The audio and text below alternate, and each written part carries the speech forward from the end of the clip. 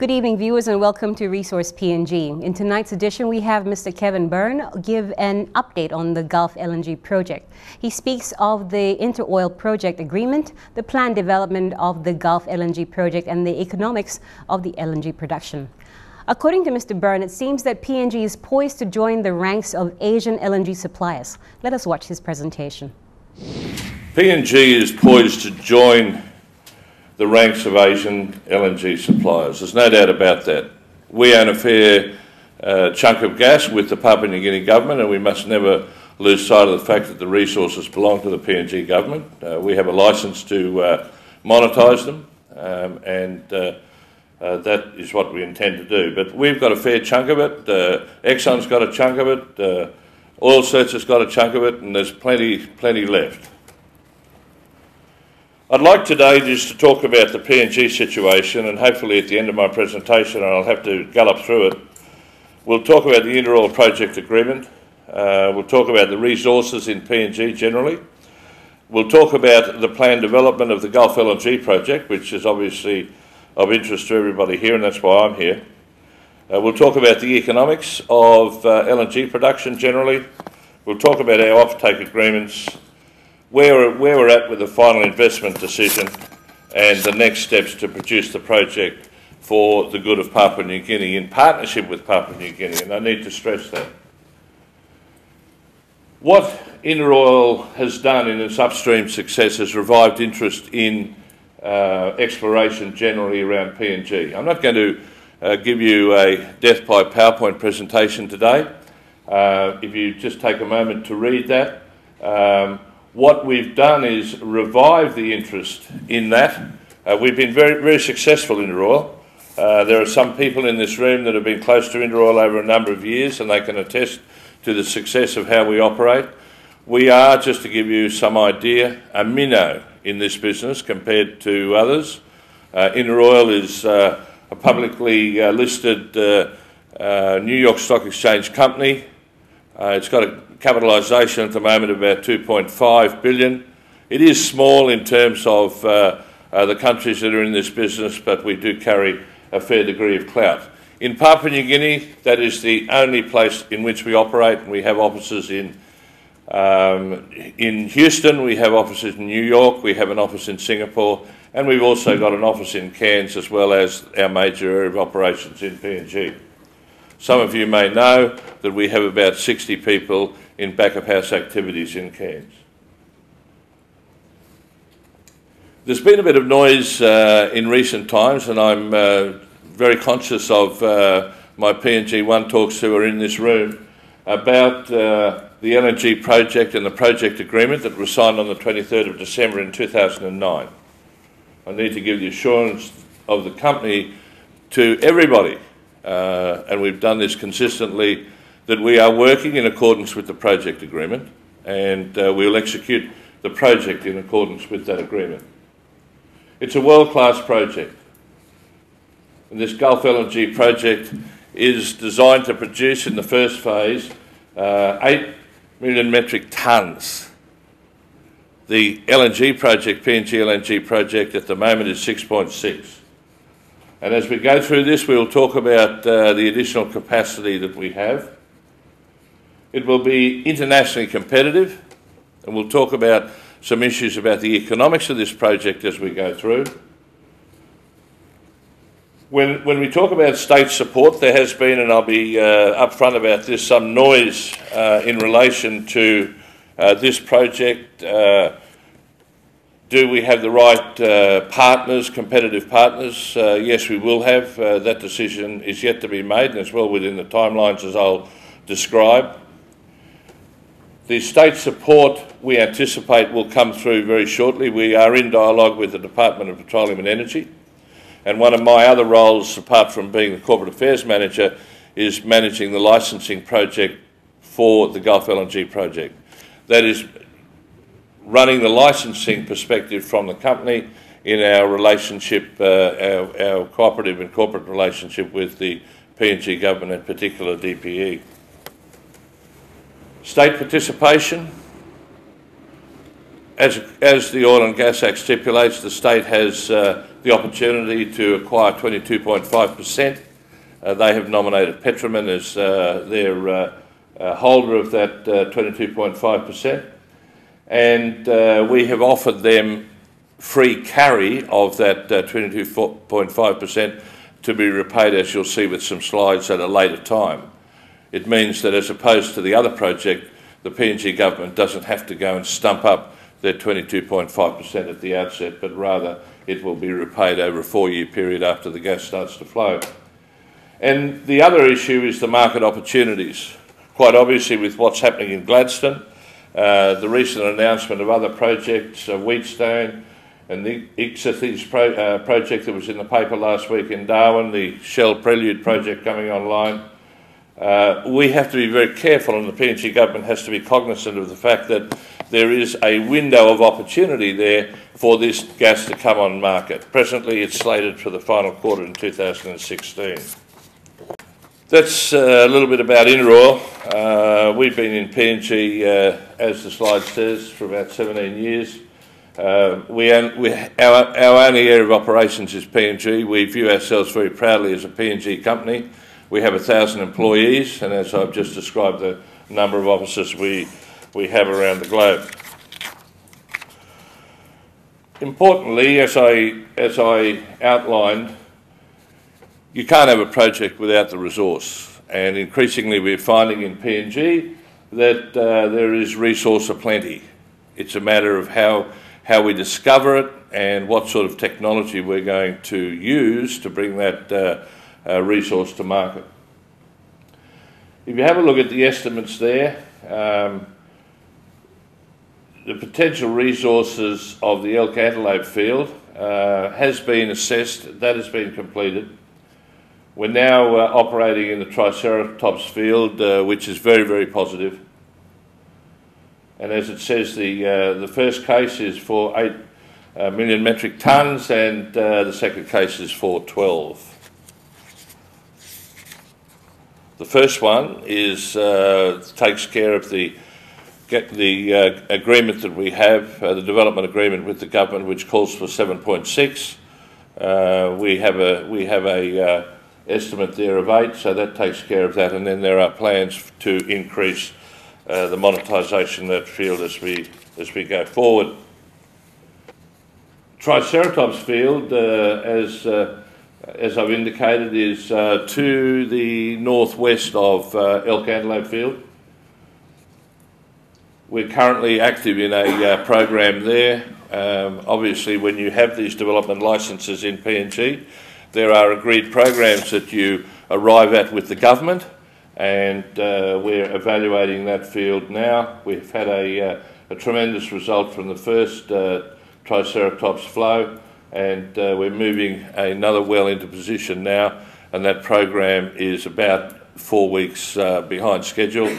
And you need to understand, I haven't got any slides, but you need to understand in that part of the world, the weather really dictates the pace in which you move forward. Anybody that's involved in the program of evaluating resources in PNG will understand what we mean about the weather situation. Don't go away, we shall pick up where we left off with that presentation after this short break.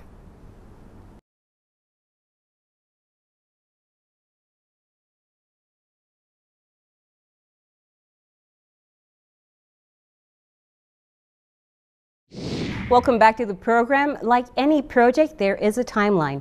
Interoil certainly has a target with their project in PNG. Here is Interoil's Corporate Affairs Manager, Kevin Byrne, with the second part of his presentation, where he gives a detailed account of how Interoil plans to process its gas before export.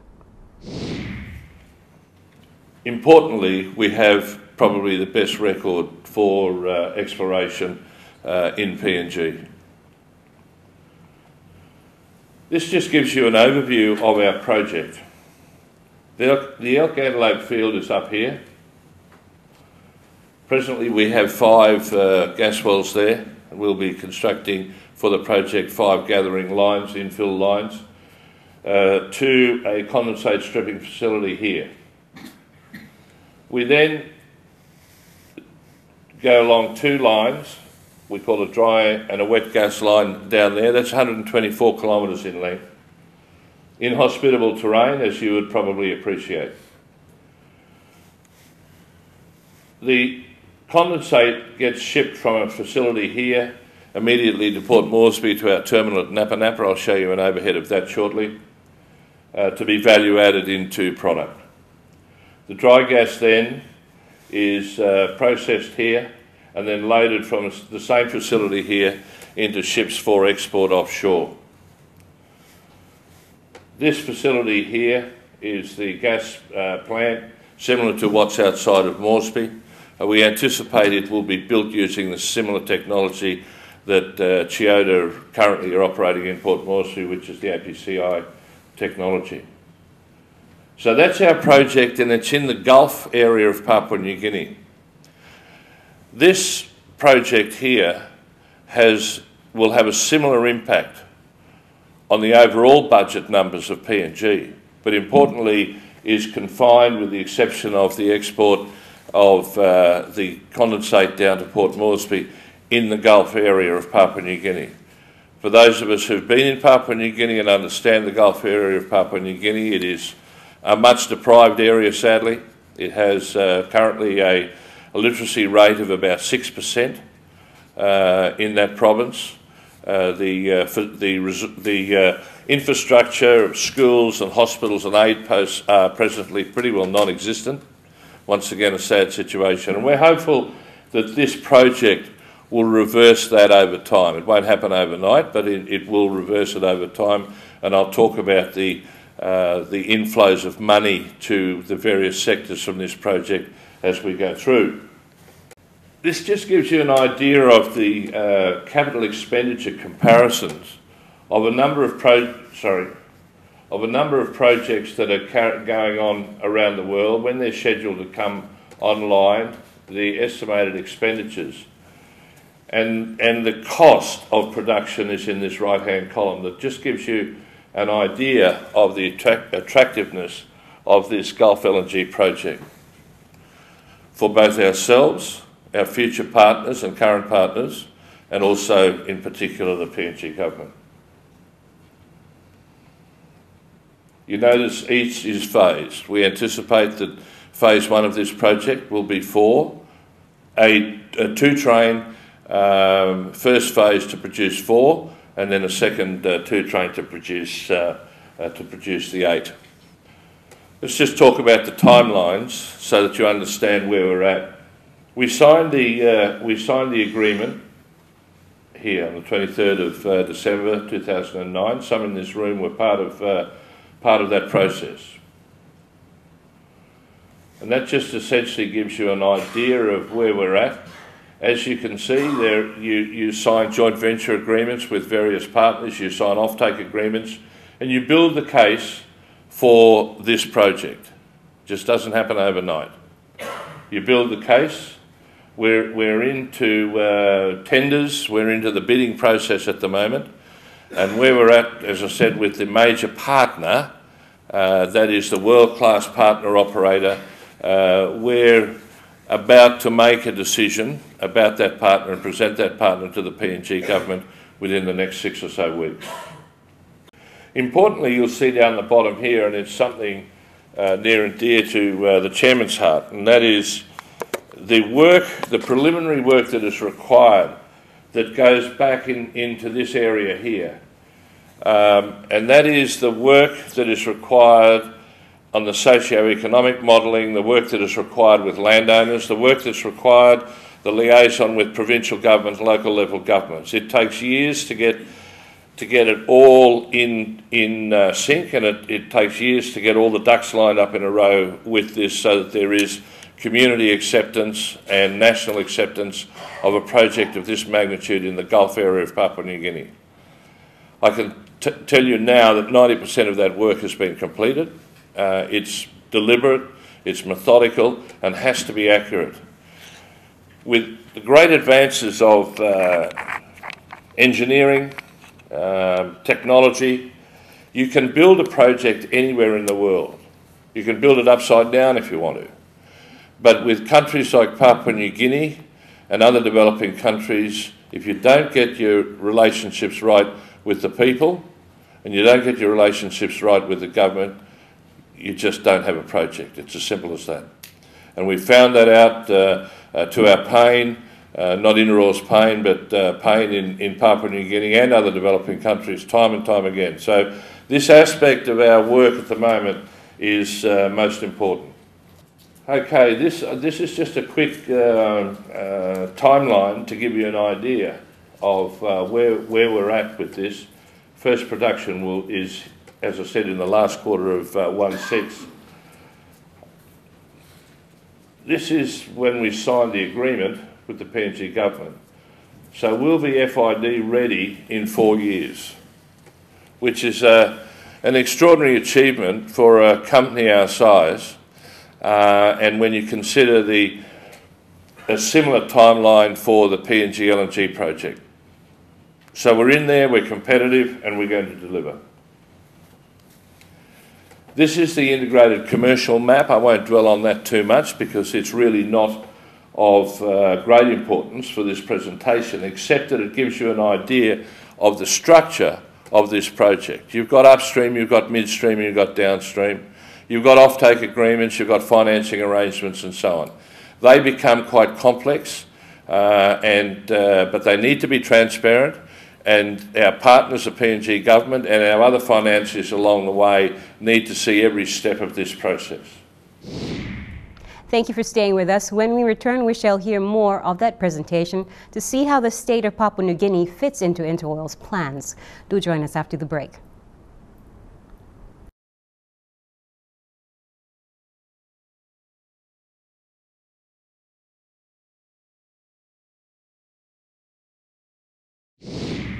Thank you for staying with us. We now continue with that interesting presentation by Interoil's Corporate Affairs Manager, Kevin Byrne. If we now turn to the economics, and I'm whipping through this because I'm very conscious of the time, and we'll talk about the breakdown of the state's revenue in the expected case. And the baseline is up here. This is the total government project, this is the total cash flow for the government based on the 8, based on case 1. So this is the minimum based on current prices. So you can see the extraordinary amount of money that is going to flow over the life of this project. But in PNG we talk about the PNG LNG project increasing, and Lloyd Bacani, the governor of the bank, is in a better position to give an accurate definition. I mean, increasing the gross domestic product of PNG to the order of 40%. This project has a similar capacity. So you can imagine the revenues that are going to be available to the PNG government, and also, importantly, to people that reside in the provincial areas. I'll talk about that in a moment. I spoke about the position for the PNG government. We're very mindful of the constraints that any developing nation, PNG in particular, has in funding its budgets. So we've presented to PNG two options. The option that they take a 22.5% stake as soon as FID is declared and stump up the money, or alternatively, we have a situation where they have 22.5%, but it's a carry for the until the revenues start kicking in, and we estimate that it'll be repaid in a 4-year period. That gives you an example of the cash breakdown of the PNG government take in the first 10 years.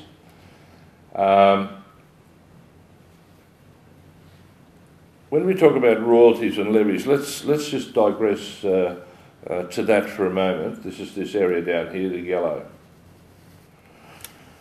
With the PNG LNG project, there are, at current estimate, and we're still working on those, something like about 46 to 50,000 landowners in the project area for Gulf LNG. Here, in our project, we have of the order of 5 to 5,500. The revenues are still the same. to give you an idea of some of the challenges on the ground that we face, the average wage for a person in the remote Gulf area, and we're operating on the Parari River and the Vailala River and those river systems, small hamlets, small villages up and down those river systems. The average and the subsistence economy is buoy and fish and so on. It's subsistence economy of about 200 to 220 US a year. That is expected. On average, some people get more in the PDL, the pipeline, and the area down the bottom, to go to about 80,000 kina a year. So you can imagine the issues that we're going to have to face in terms of wealth management, in making sure that the communities remain constructed, that they don't break apart, and we don't attract all sorts of other people with different schemes into the provincial area. So the need for us to work very closely as project developers with the provincial government and the national government for that matter is paramount. And this poses an enormous challenge for us as developers with our partners, the PNG governments, plural, provincial and national, and also people like Peter and the banks, to make sure that we have a system in place that we can introduce these people to the prosperity that they deserve and the prosperity that's going to come their way in an ordered, sensible fashion. Otherwise, the social consequences are a disaster.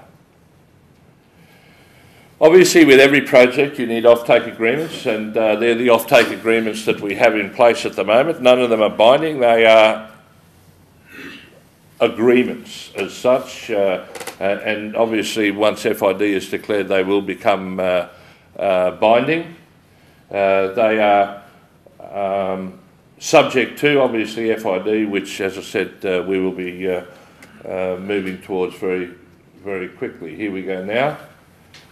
We anticipate, as I said, to give you a timeline of partner arrangements with the major partner, and I'm happy to answer some questions about that without giving away confidential information, quite obviously. We anticipate that to take place August. Agreement with government after the government is formed and ministries in place and due diligence. We anticipate October, November. And then we anticipate FID in about December, January. That's our current timeline thinking. Before you get to FID, quite obviously, there's massive expenditures, massive acquisitions. Most of the work, in fact all of the work, is exploratory, but there's no project preparatory work. You can't do that until such time as you have a project.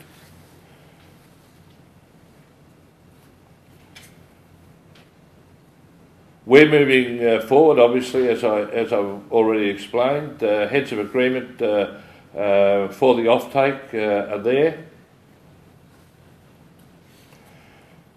The investment banks, as I said, are in the final throes of bringing forward the partner who has also access to the prospective partners that have signed confidentiality agreements, have access to our vault. With all the licensing documentation, all the other due diligence requirements. They have access to that, and the three banks will be making a recommendation to us in the very near future. This is an overhead, as I described, of Napa Napa. That's our current oil refinery facility. This was in the early days of construction. This is a shot of one of our areas that we base our exploration programs from at Herd Base.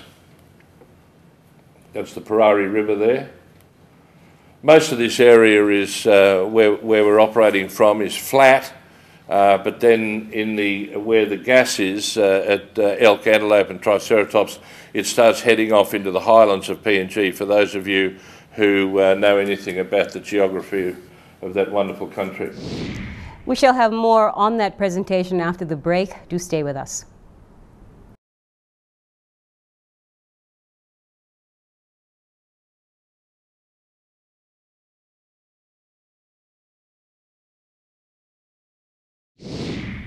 If you have just joined us, we are viewing a presentation from Interoil about the development of their gas project. There has been much media reports about Interoil's final investment decision on the Gulf LNG project. Here is Interoil's Corporate Affairs Manager, Mr. Byrne, with an update on that FID. Okay, this is our priority at the moment. The development plan and integrated timeline has been presented to the PNG government departments. The PNG government has been presented with the economic models and the funding requirements. The draft gas agreement has been filed with the state, and we're yet to receive that back with their comments. Geotech works have been completed at the site, at the Bluff, and also where we plan to build the gas conditioning plant. All the work's been done, and in fact contracts are about to be let for the pipeline route, that 124 kilometres I spoke about. The access roads for the gas aggregation and collection areas up in the PDL from those 5 wellheads, those access roads have been completed. Okay, national benefits and content. 13 billion per annum.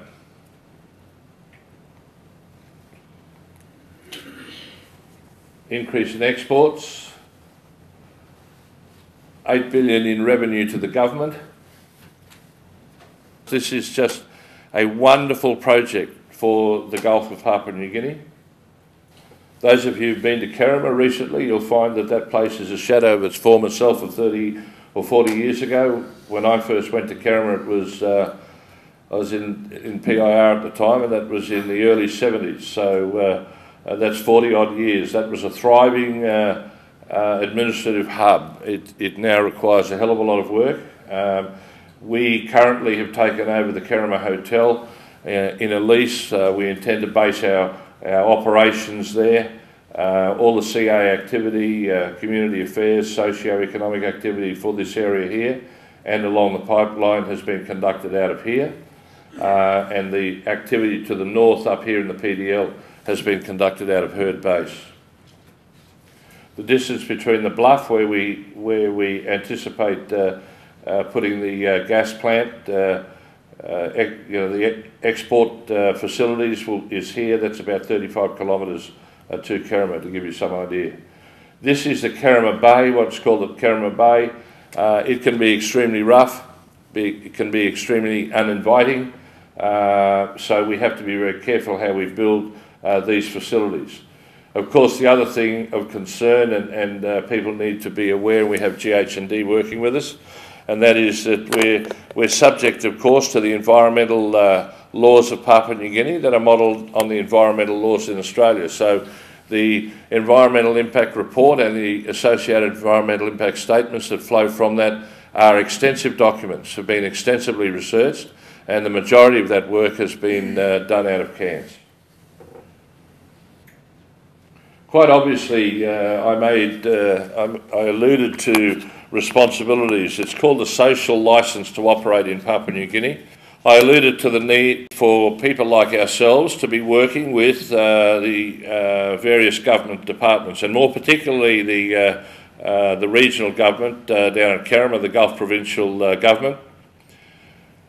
Now, how we do that is we form advisory groups and we work with them and we say, right, what are your infrastructure priorities for the next 5 years, 10 years, 15 years?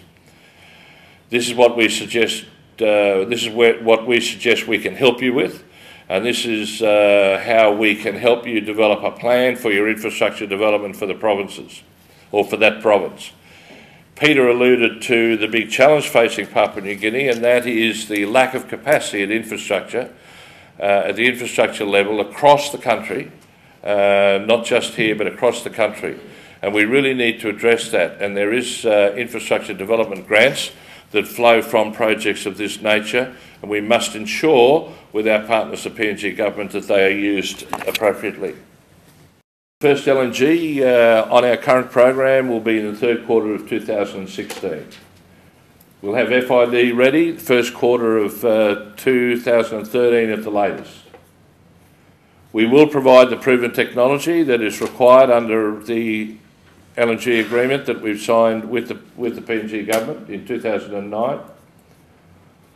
We'll have world-class design and construction. All our EPC operators will be world-class. They will have considerable experience, and more particularly experience in countries and conditions like Papua New Guinea. The operations, we're going to, as I said, conclude negotiations with an industry partner later this year. In about 6 weeks' time.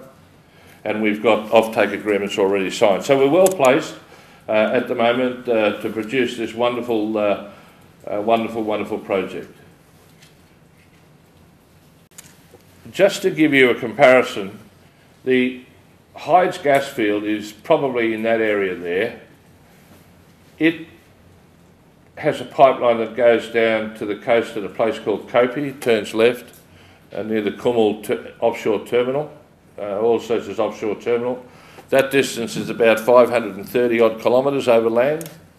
Then it goes about 540, 600 odd kilometres under the water, along the seabed to Port Moresby, where it's processed about 30 kilometres outside of Port Moresby. Our project, on the other hand, is constrained up there about 150 kilometres from the coast. It's run along 124 kilometres of pipe all the way down to the Gulf at Kerama here, and then it's loaded offshore to ships that exported to Asia, and then the other part of it is the condensate that's loaded in barges and comes through to Port Moresby for value added to the PNG market. Now, we're the only supplier, Interoil's the only supplier, or not the only supplier, but we have the only refinery in PNG, and we have outlets for 54. We have 54 outlets, including airports, outlets, for example, we've gone back into Bougainville, service stations and so on. So we power, if you like, Papua New Guinea, and we proudly do it from our oil refinery or our processing facility at Napanapa. It was interesting to note that the national benefits will mean approximately 8 billion kina in revenue each year. After the break, we have an interview with Interoil's corporate manager, Mr. Kevin Byrne.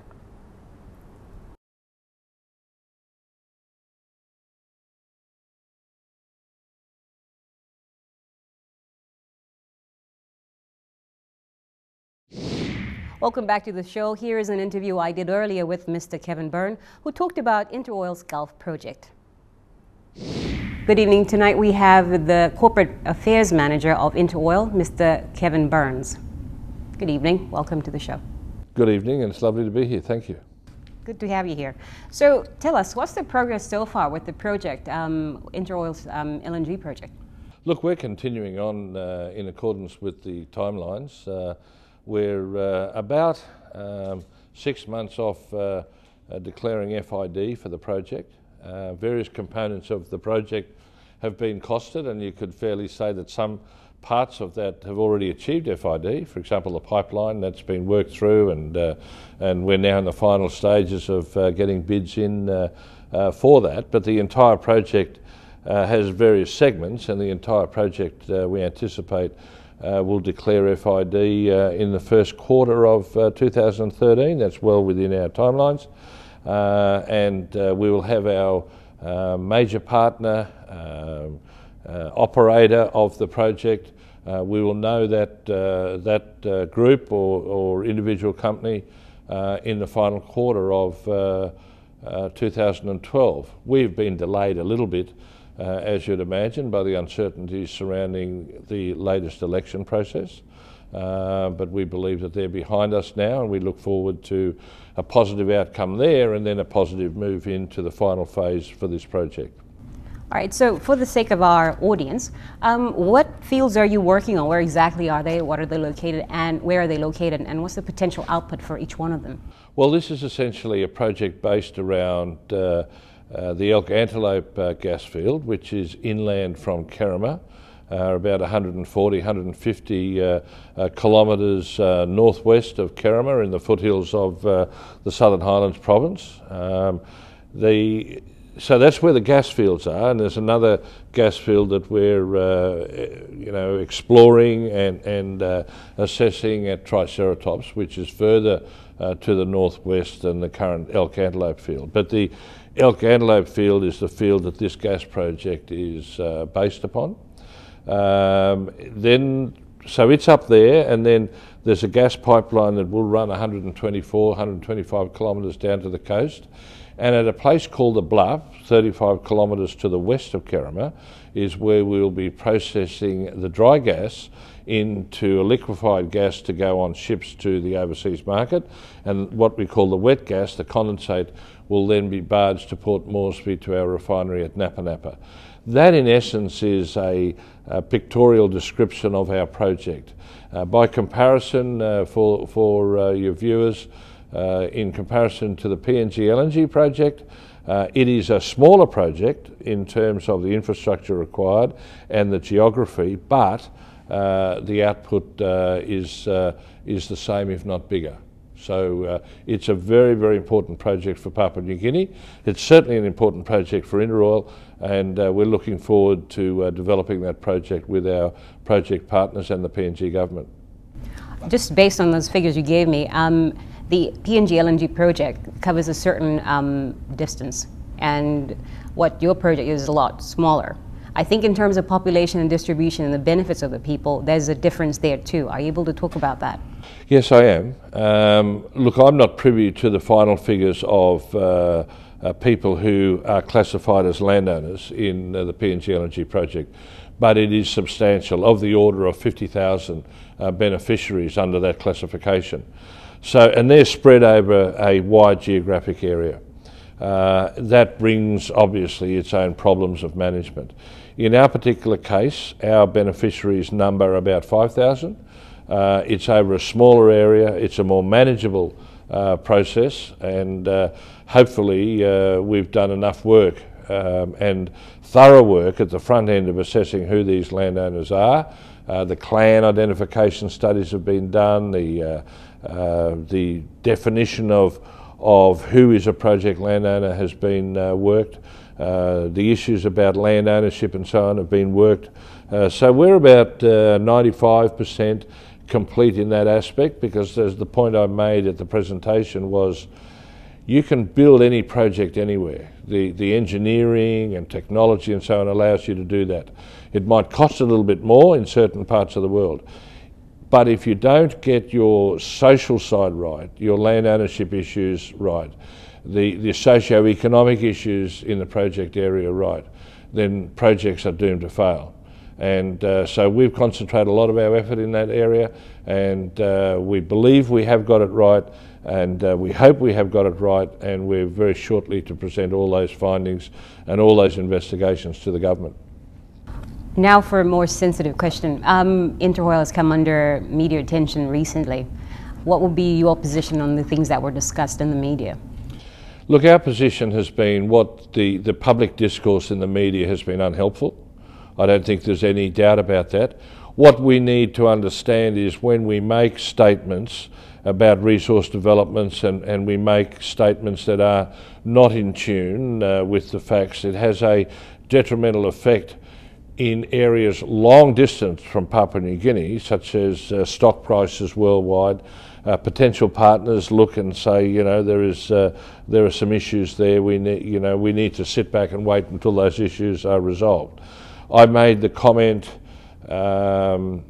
about 6 months ago in Port Moresby at a seminar that it's unhelpful for anybody in the resource industry, be it Interoil or anybody else, constantly fielding grenades and throwing them back over the fence from whence they came. A lot of it is to do with understanding of the project. A lot of it is to do with understanding or lack of understanding of the process.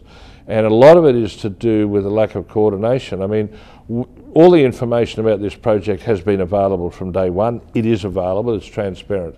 And we engage in discourse with various government departments, and it is incumbent upon those departments to pass on that information to their colleagues in various other government departments.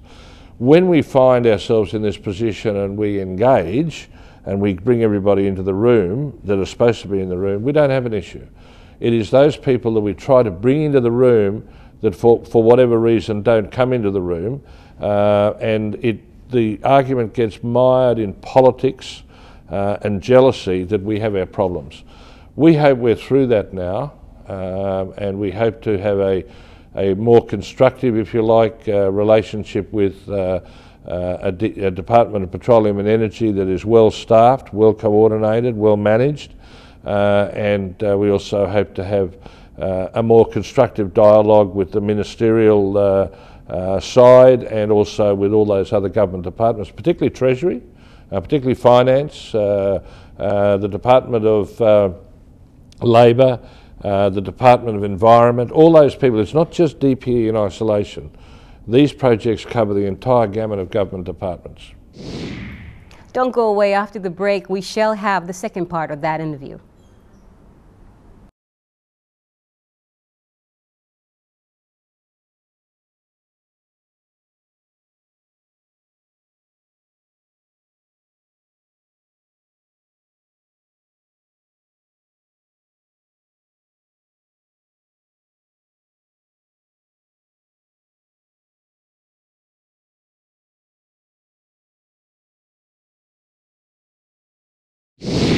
Let us continue with that interview with Interoil's Corporate Affairs Manager, Mr. Byrne. So this project, it's going to mean, because Gulf Province is very sparsely populated, there's not a lot of people there, there's not been a lot of development in the last 30 years. When this project gets off the ground, what would it mean for the people there? What would it mean for the Papua New Guinea population as a whole? What would it mean for our government? Look, we're very excited about doing this project in the Gulf. And the reason we're excited about it is because for anybody that goes to the Gulf, you would have to agree that it is a deprived area of Papua New Guinea. I know when I went there to Kerema for the first time in about 30, 40 years, about a year ago, I was shocked, to be honest with you. And although it's only 500 odd kilometres by road from Port Moresby, the road's out more than it is working. And you have if you have a look at the socio-economic indicators, for example, literacy rates, or they're at about 6%, and that's unacceptable because of the isolation of villages and hamlets and clans and so on. What will this bring to those people? It's going to bring enormous opportunity. It's going to bring, and let's be frank about it, enormous change. It's going to bring enormous wealth. And all those brings are going to involve challenges that we as the developer, government departments and the people need to come together to manage, because if we don't do it properly, then I would not like to think of the consequences. Now, I don't want to be too negative about that. I want to be positive about this. This is a project that's going to be wonderful for the people of the Gulf. It will mean better education. It will mean better health services. It'll mean better life expectancy. It'll mean better opportunities for all. And these are important aspects of PNG. PNG is developing into a two-sector or two-tier country. You've got those people where there are development projects are the beneficiaries. You go 100 kilometres outside of the major population centres and you find poverty and you find lack of opportunity and so on. And having projects in different parts of the country addresses the issues of inequality and addresses the issues of lack of opportunity. And we're really excited about having the ability to bring this project on in this very, I don't want to use the word underprivileged, but it's a remote, inhospitable and a place that needs more opportunity. So we're excited about it. So the plans from here on, what have you got in terms of timeline?